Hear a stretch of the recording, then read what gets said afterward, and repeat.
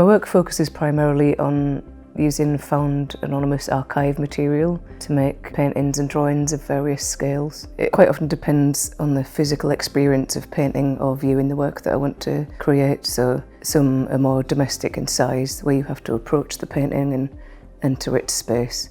And with the larger scale work, it's more about shifting the power of the image from this small, discrete found object and making that into a monumental, iconic image.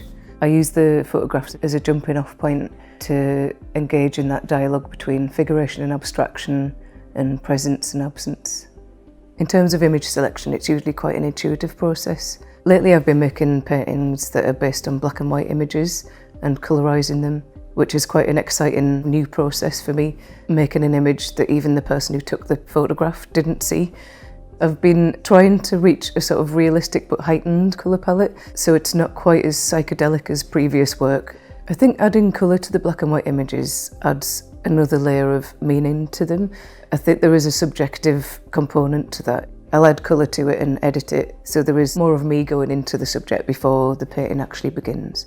The new work, which is in My Echo, My Shadow, is in oil paint, which is the first time I've painted in oil paint for about 5 or 6 years. I've been really enjoying the versatility of it and the visceral nature of the paint. And it's also a really good way to explore the physicality of painting as a process and the different things that you can do with it in terms of thick and thin paint and layering, and being able to leave a painting and come back to it the next day, which you can't do with acrylic paint.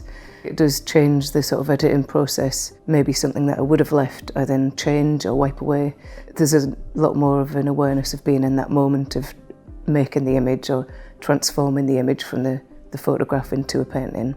For me, the process of painting is a search for the figure within the chaos of the paint, and it's finding that point where it's just described enough but just painterly enough, and that sense of presence, but that force of abstraction playing off each other and creating a tension. I quite often try to use brushes that are too big for the subject that I'm painting. There's kind of a clumsiness mixed with a dexterity, which I quite like. It's also about what kind of marks will make the space dynamic. I'm interested in how the viewer identifies what they're looking at, and it being a sort of active process. Sometimes the subject might be quite hard to differentiate from the background or might take a bit longer to come forwards, and then other times it's a lot more obvious. The painting process itself touches on lots of conflicting emotions. I'm interested in the process itself in terms of adding and taking away action and reaction, and that more expressive way of making marks with paint. It's about how marks can carry certain feelings or emotions and be left hanging for the viewer to come and complete that sentence. The title of the exhibition comes from a song by the Ink Spots called We Three, My Echo, My Shadow and Me. Quite often I base titles of paintings and exhibitions on song lyrics and titles because I find they're quite a good way of summarising lots of complex things and distilling them down into one sentence or one word. I like the idea of this title being incomplete as well, a bit like the paintings are an unfinished sentence almost, and the lyrics just touched upon a lot of the ideas of like presence and absence within my work, like echoes, shadows, traces of things that were here but are now gone.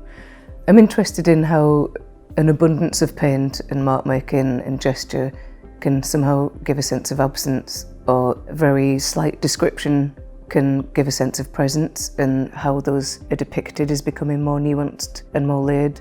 Previous work was dealing with the uncanny and making the work unsentimental, like consciously, by making drips and broad mark making, and maybe sometimes quite aggressive mark making.